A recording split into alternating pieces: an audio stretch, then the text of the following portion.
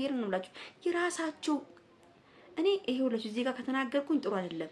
ኧረ ጉድ ነው ዘንድሮ እኛ እየሰማን ያለው ነገር በጣም ጉድ የሆነ ነገር ነው። እኔ እግዚአብሔርን ነው የምላችሁ አላመንኩበትም ነበር በጭራሽ እንትና ማናት ሄርሜላ ታረግዛለች ብዬ አላሰብኩም። እንደውም እኔ የሚገርማችሁ ነገር ፕራንክ እያደረገች ነው ይመስለኝ። አሁንም ቢሆን ግን አቤል ደግሞ ሰምታችኋል። ያላመነ አይመን ልጁ ሲመጣ በራሳችሁ ታዩታላችሁ። አብርሃም የራሱ ህይወት ጀምሯል። ሌላ ህይወት የለም በቃ ከዚህ በኋላ እውነት እንደው በቃ መጨረሻ አብርሃም በቃ አጠቃሉ ከሄርሜላ ጋር ሆነ ነው። እኔ እንጃ እኔ በቃ እግዚአብሔርን ነው የምላችሁ። እሺ እኔ ምንም ሊዋጥልኝ አልቻለም። ሁሉም ነገር ሊዋጥልኝ አልቻለም። ቤተሰብ ቁጭ ብዬ ሳከነግነው ስከተፍተው ሳወርዶ ሳወጣው ምንም የሚዋጥልኝ ነገር የለም። እሺ ቤተሰብ ይሄን ቪዲዮ በደንብ አድርጋችሁ ላይክ፣ ሼር፣ ሰብስክራይብ አድርጉ። እንደው ዛሬ ሐቁን እንነጋገር። ሐቁን እናንተ ማቋቋል ኮሜንት ጻፉ፣ ላይክ እያደረጋችሁ ሰብስክራይብ ያደረጋችሁ እኔም እዚህ ጋር ራሴ የተሰማኝን ልለጋ። አንዳንድ ሰዎች ምንድነው እያሉ ያሉት?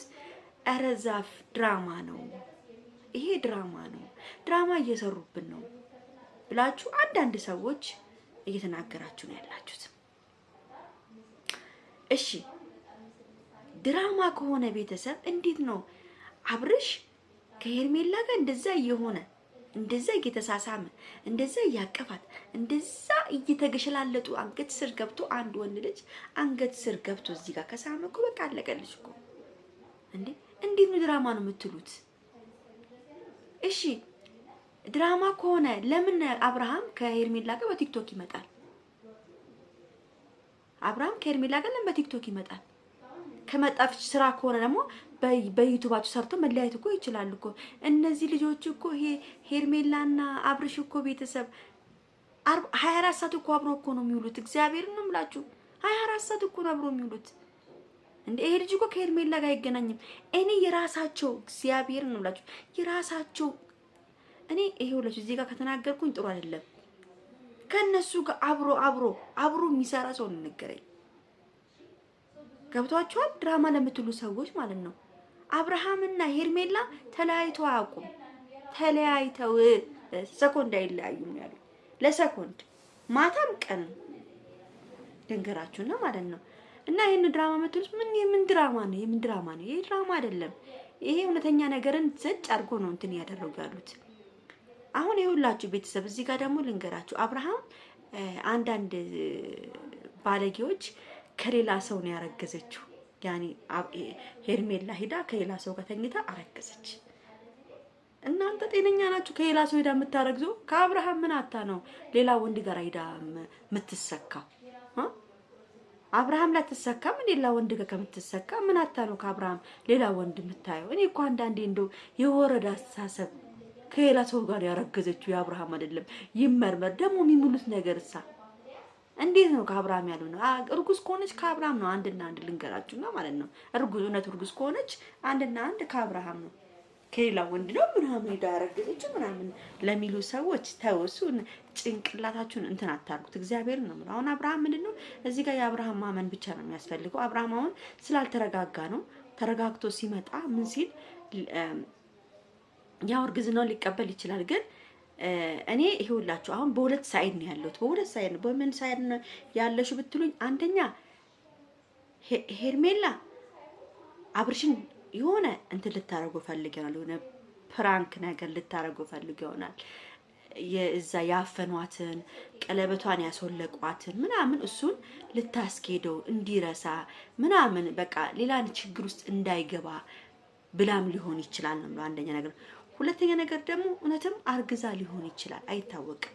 ለምን አብሮ ነው የሚሉት፣ አብሮ እንደፈለጉ ሲዝናኑ፣ ሲጠጡ፣ ሲበሉ አብሮ አልጋ ላይ ሲጫወቱ የሚሉት። ይሄን እኔ እንትን አይደለም። ግን ምንድነው መሰላችሁ እዚህ ጋራ አብርሃምን ፕራንክ ልታረገው ልትፈትነው ሊሆን ይችላል። ያ ሁሉ ነገር ያለፈው ነገር ሌላ ነገር እንዳያመጣባት ነው። ይሄን አደሙ እርጉዝ እንኳን እኔ እንጃ ብቻ ቤተሰብ በጣም ከባድ ነገር ነው። በጣም ከባድ ነገር ነው። እንግዲህ ቤተሰብ በጣም የሚገርማችሁ ነገር ሩታ ይሄን ነገር ሲሰማ በትላንትና ዕለት በጣም ተደናግጣለች ነው የተባለው። ደንግጣለች፣ እንዴት እርጉዝ ልትሆን ቻለች ምናምን ብላ በጣም ደንግጣለች ነው ያሉት። ግን ያው እሷ ሩታ አላመነችበትም። ይሄ የውሸት ሴራ ነው እንጂ አታረግዝም ነው ያለችው። ዛሬ እንግዲህ ሩታ ምን ብላ እንደምትመጣ በእርግዝናው ጉዳይ በጣም በጣም አስቂኝና አዝናኝ ነገር ነው። ዛሬ ደግሞ ሩታ ይዛ የምትመጣ ታዩታላችሁ ማለት ነው ቤተሰብ።